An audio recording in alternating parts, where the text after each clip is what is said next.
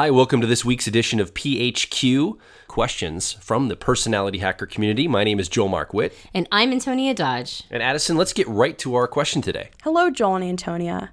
I have been listening to your podcast for quite some time now. I have several questions that I would like your guidance with, and they revolve around being an ENFJ. From several different sources, I have learned that being a giver creates a lot of advantages and disadvantages. For one, I am always asked by friends to provide guidance because I understand people and know just what to say and do at the right time to help others grow. With that being said, my friend circle has grown quite massive. Being a recent college graduate, I find myself questioning who really gives back to me from my friends. My giver's cup is quite empty now. I am turning to those infamous dark thoughts of an ENFJ, feeling alone even in the midst of people and seeking the approval of others. This is a rather new thing for me because I always tend to have everything together. My question to you guys is, how can an ENFJ learn to center themselves and have the independence like my sister, who is an INFJ, has? She doesn't need many people and is more grounded. How can an ENFJ learn to draw distinction between all of their friends that are more like acquaintances?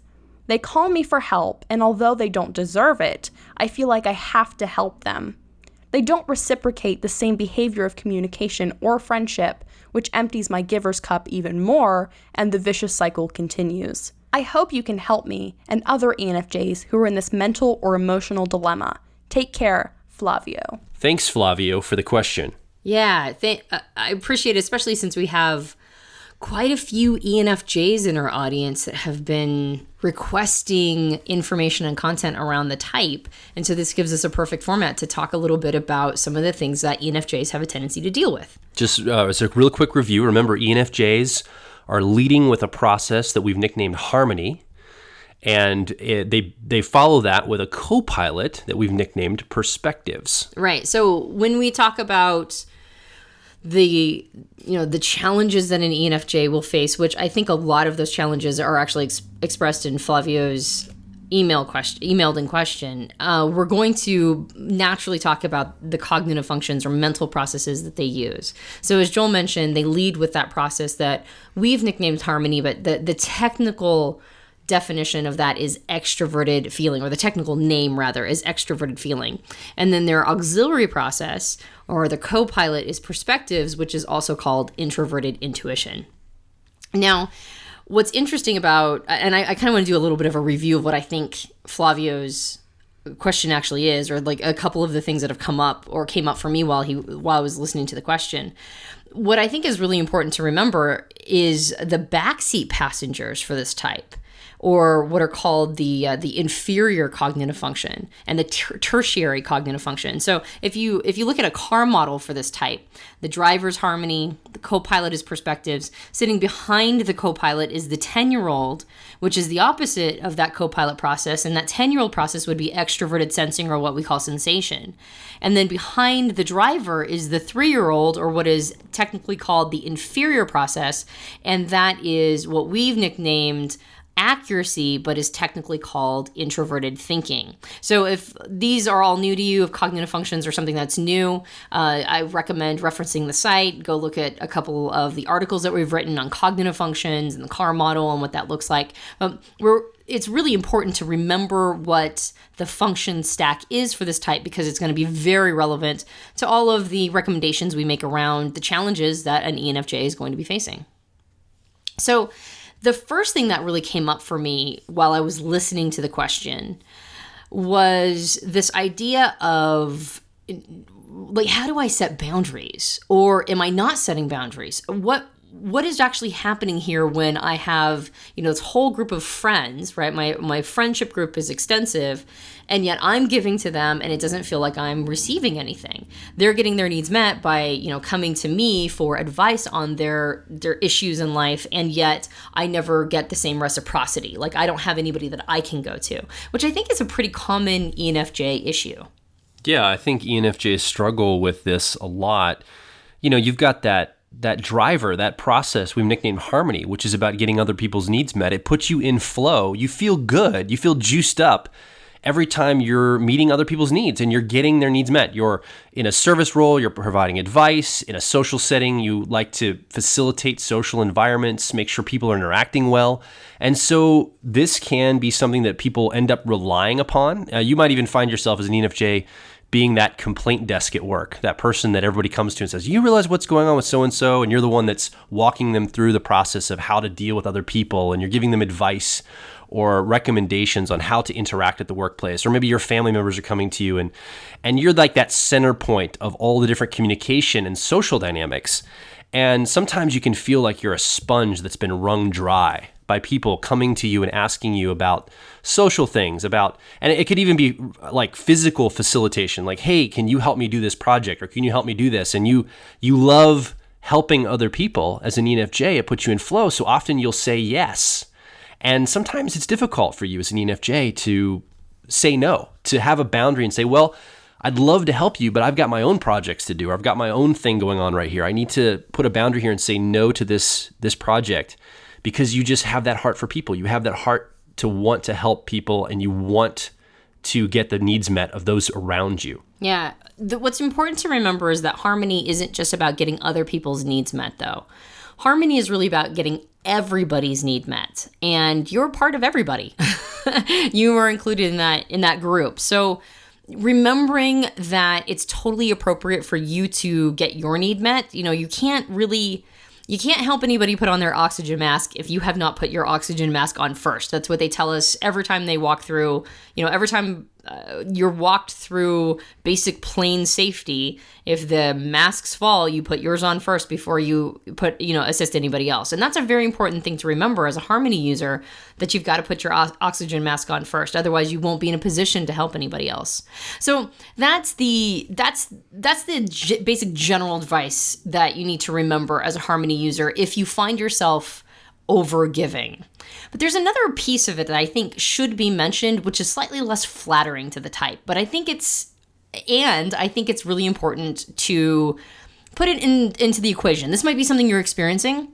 It might be totally unconscious for you, and it's not super flattering, and yet it's something that I've observed is part of the problem, quote unquote. And that is, Harmony really is about understanding our emotional interplays, right? Like it's extroverted feeling. That's its technical name, extroverted feeling. And extroverted feeling gets to a point of wanting to meet people's needs because it understands how we emotionally impact others. There's not just a matter of, like somebody does one thing to one person and they feel a certain way. It's actually a complex social stratum of a constant emotional interplay between people. So getting everybody's needs met is actually generating harmony because we recognize how complicated this emotional interplay is. The dynamics of groups, the dynamics of families, the dynamics of entire societies. Getting everybody's needs met is a very, it's a tenuous balance because people's needs will feel very different from each other. So the reason why I mention that is one thing that extroverted feeling or harmony has very much on its radar, beyond just getting people's needs met and making people feel good, it has social structure on its radar very, very strongly. It understands unspoken social contracts. It understands how we perceive each other on a social level. And as soon as you start entering the territory of social, you almost by definition enter a territory of status. Because status is intrinsically linked with social structure. So harmony, regardless of whether or not you want to be this way or you want to think this about yourself or whatever it is that you are wrestling with, a part of the major pain point that harmony drivers experience is that they massively have their finger on the pulse of social status. And it's really difficult for them not to want to just insert themselves into that game. And they're usually pretty good at it. They're usually not too shabby at entering the social status game and kind of moving their way up the social status ladder, right? Like getting towards the top. And the reason why it's so seductive to not just understand status and not just understand the social game. So I'm not just talking about having your finger on the pulse of it, of like understanding how it works, but I mean like really entering it, like really getting competitive, really getting in that social status game. The reason why it's so seductive is because the people at the highest rungs of social status are the most approved of by everyone. And what does Harmony look for just naturally? Oh, it wants approval so bad. It wants to know it's doing a good job. It wants to know that it's showing up in a way that makes other people feel good. And we reward people who make us feel good by giving them the gift of our approval. So it makes sense that Harmony would be very, very attracted to social status. Now, one thing that you mentioned, Flavio, in your question is that everybody comes to you to help solve their issues, relationship issues, life issues, but nobody is really thinking that you need that, right? Nobody is generating reciprocity when it comes specifically to advice. So keep your finger or keep a pin in that concept of social status and wanting to be at the top of the social food chain in order to get approval. And now we're going to visit the backseat of the 3-year-old process of accuracy, or what's called introverted thinking. Now, the driver and the 3-year-old are polar opposites. They're two sides of the same polarity, but they really are polar opposites. And the thing about introverted thinking or accuracy that I've noticed is that for people who use it as either a driver or a co-pilot, if it's a strength of theirs, they generally show up as experts. So what I've noticed is that, and we have an entire philosophy around how the 3-year-old process, that inferior cognitive function or that part of us that we're a little bit more blind to or creates a blind spot, oftentimes it will also become an aspiration for us, meaning that we'll have challenges we've experienced because this is a blind spot. And so we've learned ways to, different strategies, maybe not normal strategies or not the common strategies, in order to cover those blind spots in a unique way to our type, because most everybody else would just be using the cognitive function that is your blind spot. They'd be using that to solve that issue. But you don't. You have to find a workaround. You have to find something that's unique to you and your type in order to deal with that blind spot. And what I've noticed, and that's why it generates what we call an aspiration, or something to ascend to or aspire to. And so what I've noticed that ENFJs oftentimes do is as just sort of this unconscious aspiration that comes up for them is that they want to be a teacher. They want to be an expert in something. And that makes them feel very, lots of, I would say, just deep satisfaction. Oprah Winfrey's an ENFJ, and she was interviewed by somebody who said, who asked her the question, what do most people not know about you? Right? And she said, oh, that's a great question. I would say it's that I'm a teacher at heart. So this spans a huge swath of ENFJs. So now let's combine these two components together. Now let's combine this concept of having a strong seductive pull to wanting to put yourself at the top of the social food chain or the high status person in order to get the approval you so desperately want. And then let's combine it with that aspiration of being the expert or the teacher. What ends up happening with a lot of ENFJs is that they unconsciously position themselves in their social structure as the expert, right? They're the expert of advice. They're the expert on life. They're the expert on relationships. And they may not have even really watched this happen. They may not even really know what's going on here, but that they have positioned themselves. It's a positional thing that they've done. They put themselves in the position of an expert in their social group. So we all know that we teach people how to treat us. And I've noticed coming online as somebody who's basically position themselves as an expert in podcasts and articles, that when I engage with people who are fans of ours, it almost takes me back every single time it happens, but I'll interact with the fan and they'll start talking to me as if they have nothing to offer to me. Like I've got it all figured out, because they listen to our podcast, or you probably experienced this too, Joel. Absolutely. Yeah, they come to us and they go, or we'll talk to them on the phone. They're like, wow, I love your podcast and you must have it all figured out and you're so smart. And, we're talking about fans here. And because I'm sure not everybody who listens to our podcast is a major fan. But you got to be a fan enough to listen to the podcast. Oh, actually, you know what you're hearing from me right now? I just want to call this out. I just want to be radically honest and call this out. You're watching me grapple with this idea that we have fans. Yeah. Like, it's hard for me to accept. Which is one of your growth things about radical honesty right now in your life. Right, that you're working on. Yeah, so I didn't mean to interrupt the PHQ with my stuff that I'm working on, but right now I'm really kind of trying to figure out this whole, people see me as higher than them, and that's something that's really becoming kind of complex for my little psyche to work with. Okay. Anyway, my stuff aside, I just want to call it out because I think it's important.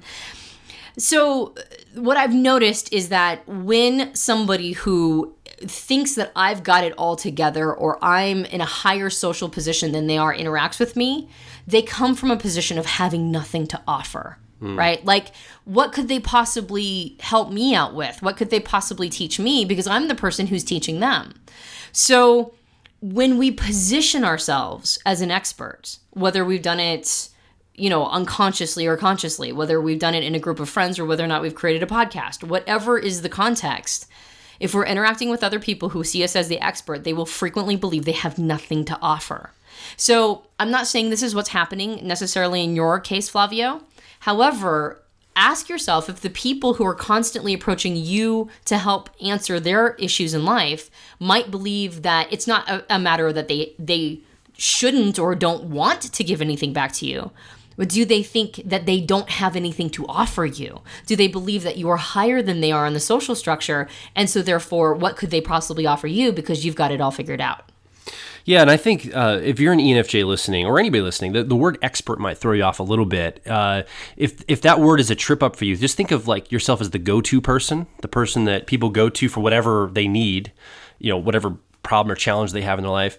And also this idea that you have a lot of competency in meeting other people's needs. I think of the American television show called Mad Men. There's a character in this show, Joan, who we believe is an ENFJ. And in the show, it's really interesting because every scene after scene, she's one of the office managers in this advertising agency. She's meeting everybody's needs. She anticipates the needs people have. She has like paperwork sitting on their desks. She has like meetings set up and aligned before people even ask for it. She's so competent at her job of meeting other people's needs that there's these moments she has in the show where she'll break down crying and people are almost baffled. Like, why does she have needs? This is crazy. Why is she crying right now? Like, she seems like she always has it together and she's always meeting my needs. I can't believe she's ever has any deficiencies. It's not even so much that, it's almost like it's not on their awareness. They're not even realizing that she is an ENFJ, could potentially have things that she needs people to meet for her as well. And so I think it's a really interesting example in that show. And Flavio, your question was, how can I solve this problem? Like, what do I do about this issue? Like, how do I begin to have other people meeting me halfway? I don't want all these one-sided relationships where I'm meeting other people's needs all the time. And I'm having to always meet them where they're at. And then when it's time for me to have my cup filled up, there's nobody here for me. And I think another piece about this harmony process, right? And this is going to be a challenge for you and other ENFJs listening.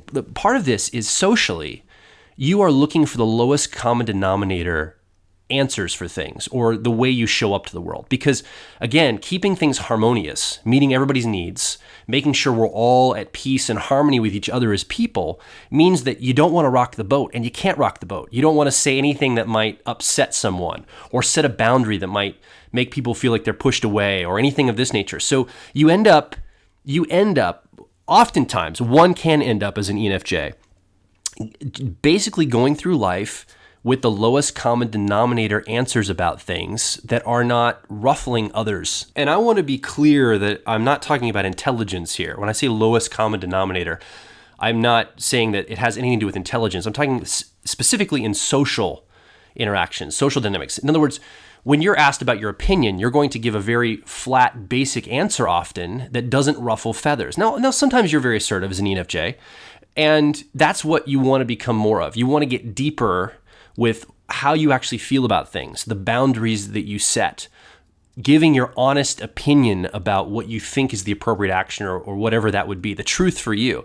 And one of the things you're going to rely upon for this, and we'll talk about this infinitely here at Personality Hacker, is growing that Copilot position of perspectives. And for you, that's being able to shift into other people's perspectives, having deep insight around issues, and not just giving the soundbite answer, not just giving the answer that you know will make that person feel good in the moment, not just doing the nice thing, but doing the kind thing that you know will help that person in the long haul.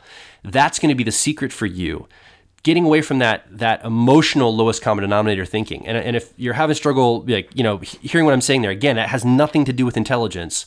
That has to do with your emotional level of how people are interacting. And I think that is going to be one of the keys here for you as an ENFJ to not have those one-sided relationships. Yeah, it's hard to hear that and not think that, that you're saying that an ENFJ dumbs things down. They're finding like the dumb answer. I don't think that that's what you're saying at all. Not at all. No. I think what you're saying, if I'm picking it up correctly, is that there's a tendency to shy away from the truth and not.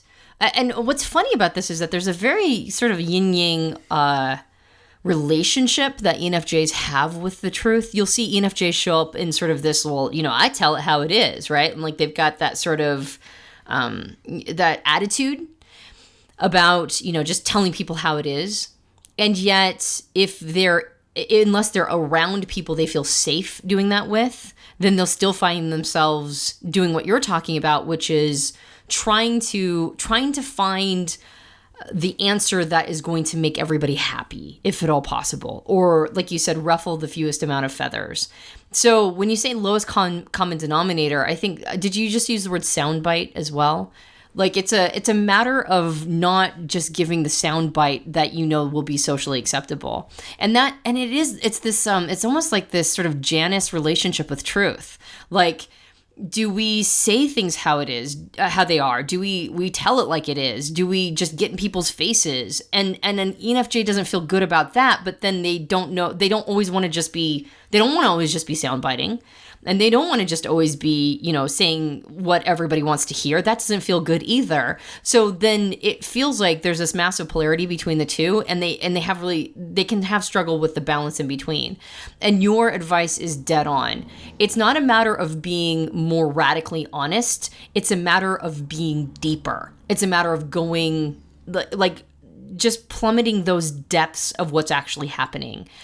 I think the answer is not to be more of a, I just tell it like it is kind of attitude. I don't think it's a matter of the attitude. I think it's a matter of going, I think that there might be more here. Let's keep drilling down. Like if I hear a relationship question from a friend, instead of saying the hard truth, quote unquote, let's just keep asking questions. Let's keep drilling down further and further and further. Let's keep going further down and seeing if we can't plummet the depths of what's happening here in this relationship. And maybe the other person can sort of figure it out. Is that basically what you're saying? Absolutely. And the thing about you as an ENFJ, as you're listening, you have incredible depth and insight that you don't get a chance to showcase to the world often. You're so busy sometimes facilitating social interactions, and you're probably asking yourself, do I ever get to bring out all of this insight I have about people? They always ask me the surface stuff. They always ask me about the problem in the moment. And you have to be the one to say, you're asking about this problem in the moment, but let's start exploring this further. It's probably rooted in this other thing that's been building up over the last few months or whatever that social situation is. And I bet you as you begin to allow yourself, giving yourself permission to let that part of you that is dying inside to keep coming out more and more, and just being present in that, say, I'm going to allow myself to all this insight, all this depth that I naturally have, I'm going to continue to bring to the surface and allow to come out in these interactions. I think you're going to start feeling better about those interactions. I think you're going to start seeing people responding to you better. And I think that is one of the keys to all of this going well for you in your life. Well, what's going to happen is that they're going to lose their shallow relationships. Yeah. The more they reveal their authentic depth, the more an ENFJ reveals their authentic depth. Because it's there. The more alienating they become. Since they're really manifesting their true, their strong intuitive nature, the people who are not in the relationship for that part of them, they're going to be turned off by that. And you're going to have to be okay with that as an ENFJ. Yeah, you're going to experience disapproval. One of the major problems or major challenges that an ENFJ experiences, unlike the other, intuitive types, and maybe ENTJs experience this to some extent as well, but it usually shows up in pair bond relationships for the ENTJ. One of the things that ENJs experience more, or one of the things that the challenges that they have way more than the other 6 intuitive types, is that they have a much easier time hiding it. they can blend so much better than the other intuitive types. Like people like you and me, we show up with extroverted intuition or exploration as our driver, and like you cannot ignore our intuitive nature. We've just gotten to a point where we're like, yeah, we're weirdos. I don't know what to tell you.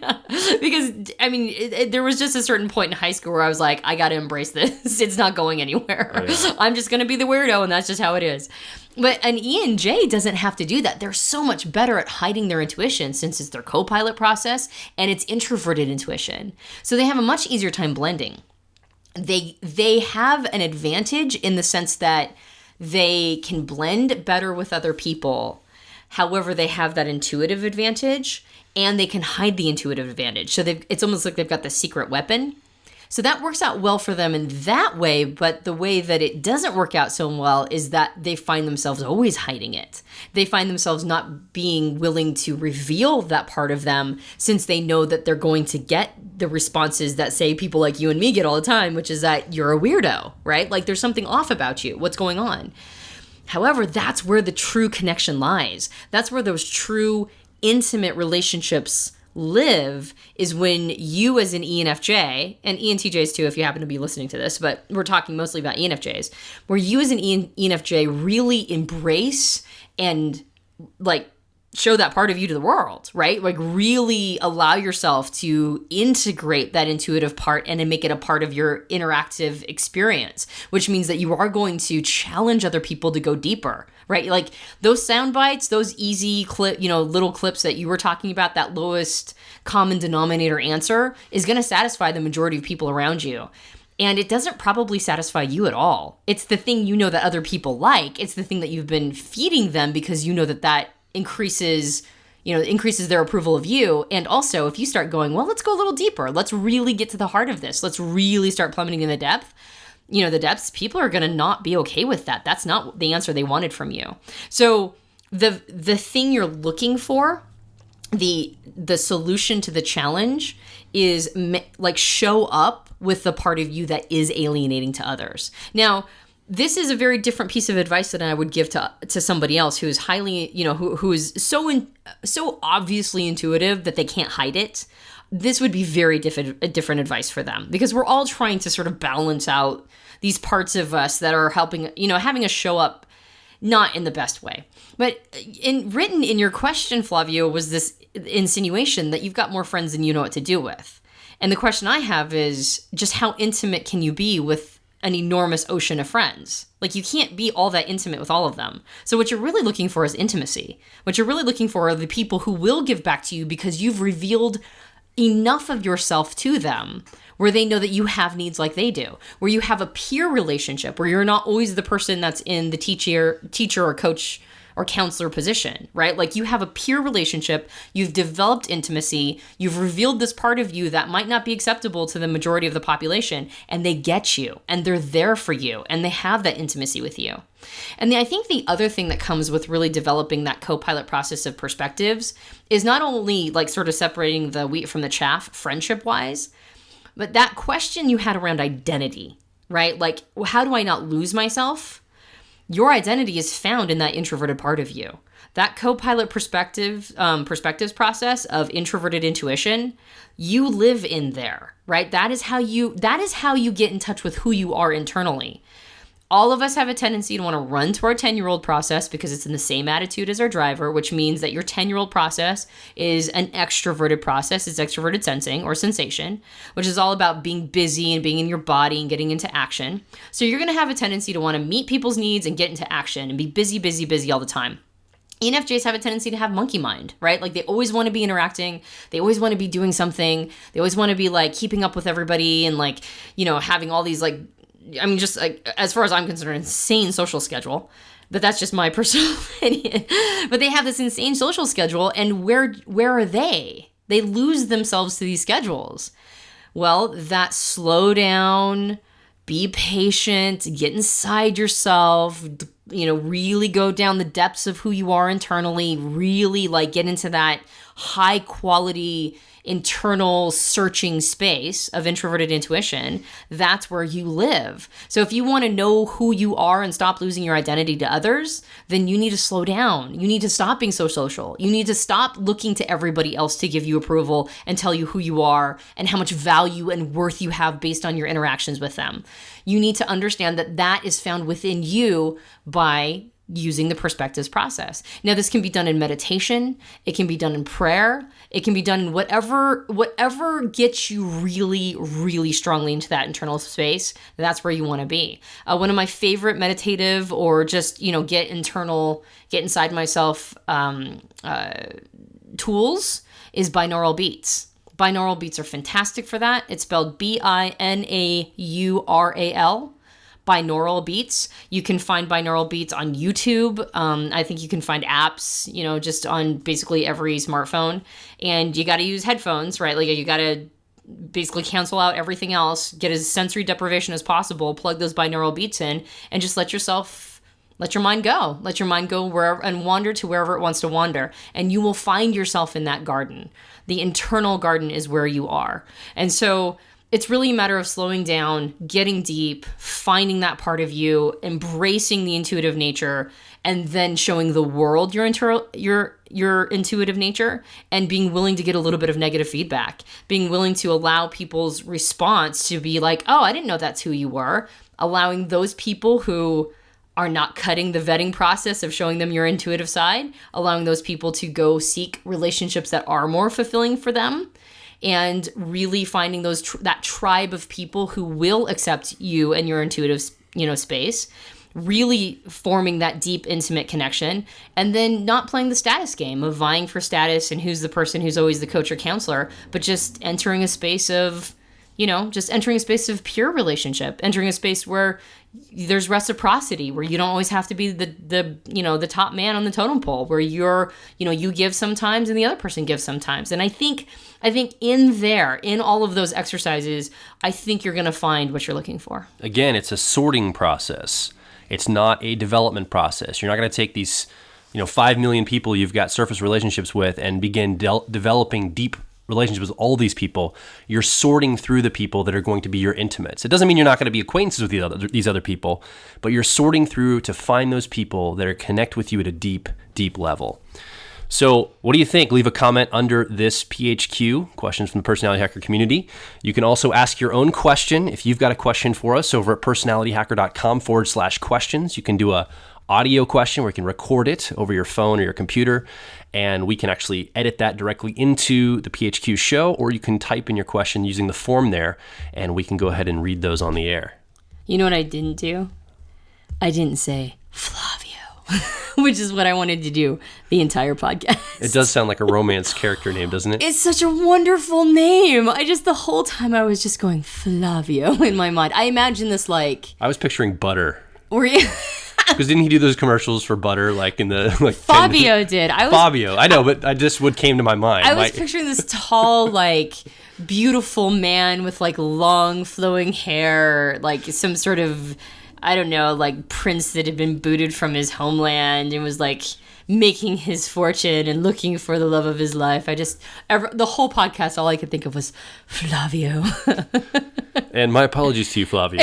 Tony is completely offended you. No, it's fine. I'm sure he's probably cool with it. I'm sure he gets that all the time. I'm sure there are many women who just look at him and go, Flavio. It's a good thing. So we'd love to see you over at personalityhacker.com. You can also join our growing community of like minds over at facebook.com/personalityhacker or twitter.com/personalityhack. My name is Joel Mark Witt. And I'm Antonia Dodge. We'll talk to you on the next PHQ, questions from the Personality Hacker community.